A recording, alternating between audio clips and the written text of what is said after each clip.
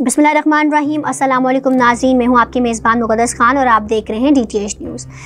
नाज़रीन, सब्तैन ख़ान की ज़ेर समात पंजाब असम्बली का इजलास जारी है, जिसमें मरीम नवाज़ शरीफ साहिबा जो हैं वो पहुँच गई हैं और मीडिया से गुफ्तगू करते हुए उन्होंने ये कहा है कि आज से पंजाब का एक नया दौर शुरू होने वाला है।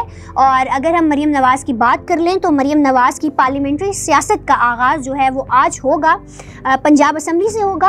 और अगर हम पिछले जो हुकूमत थी उसके वज़ीर आला की बात कर लें तो PTI ने उस्मान बुज़दार साहब को वज़ीर आला पंजाब लगाया था, जिस पर हमने बहुत सारी बातें सुनी, उनको बहुत सारे जो हैं वो नाम दिए गए, जिस पे उनको गुल्लू भट्ट और इस तरह की अलकाबात से नवाजा गया और उनको ये कहा गया कि वो इस कुर्सी को डिज़र्व ही नहीं करते। उनकी फ़िज़िकल अपीयरेंस की बात की गई तो उस पर उन्होंने कहा कि वो वज़ीर आला लगते ही नहीं हैं कहीं से।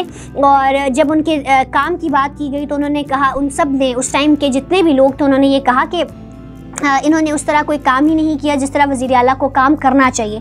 तो हमने देखना यह है कि अगर मरीम नवाज़ साहिबा जो हैं वो वज़ीर आला मुंतखब हो जाती हैं तो उनका एजेंडा क्या होगा, उनका पंजाब को चलाने का जो विज़न होगा वो क्या होगा। इसके साथ साथ अगर हम असम्बली की बात कर लें तो जैसे एज़ यूजुअल होता आ रहा है वैसे ही आज भी असम्बली के इजलास में एक तरफ नून लीग और दूसरी तरफ PTI के अरकान के दरमियान जो है वो नारेबाजी का सिलसिला इसी तरह जारी है। असम्बली के डेकोरम का ख्याल ना रखते हुए जो है वो एक दूसरे के ऊपर नारेबाजी कर रहे हैं। इसके साथ साथ सैयद अली हैदर गिलानी पीपल्स पार्टी के पार्लियामेंट्री लीडर मुकर्रर। असम्बली के बाहर की सूरत हाल देखी जाए तो वहाँ पर सख्त किस्म की सिक्योरिटी जो है वो तैनात की गई है। और इस पर जब स्पीकर सब्तैन ख़ान से पूछा गया तो उन्होंने कहा कि क्योंकि किसी पार्टी को जो है वो लेवल फील्ड नहीं दी गई और किसी को लेवल फील्ड दी गई है, इस वजह से उन दोनों पार्टीज़ के दरमियान लड़ाई ना हो, इसीलिए पंजाब असम्बली के बाहर इतनी सिक्योरिटी तैनात की गई है। PTI लीडर आमिर डोगर का कहना था कि खौफ का साया और चारों तरफ पुलिस वैन है, यहाँ हमारा मैंडेट चोरी करने का खौफ है जो कि इन्हें सोने नहीं दे रहा।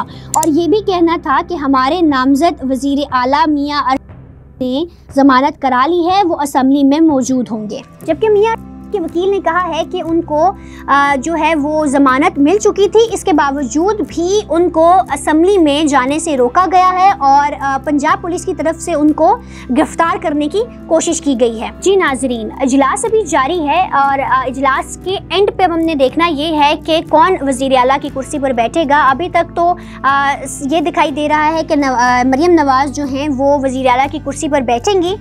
तो खैर हमने पिछली वीडियोज़ में भी काफ़ी ये बात की है कि अगर अब जो है एटलीस्ट इन लोगों को हुकूमत के बारे में जो है वो बिल्कुल क्लियर होना चाहिए कि हुकूमत में कौन बैठेगा, कौन किस सीट पर बैठेगा, ताकि अगला जो लाए अमल है उसको शुरू किया जाए, पाकिस्तान को तरक्की की राह पर देखा जाए और जो आने वाली मुश्किल चैलेंजेस हैं उनसे कैसे निपटना है इस पर बात की जाए।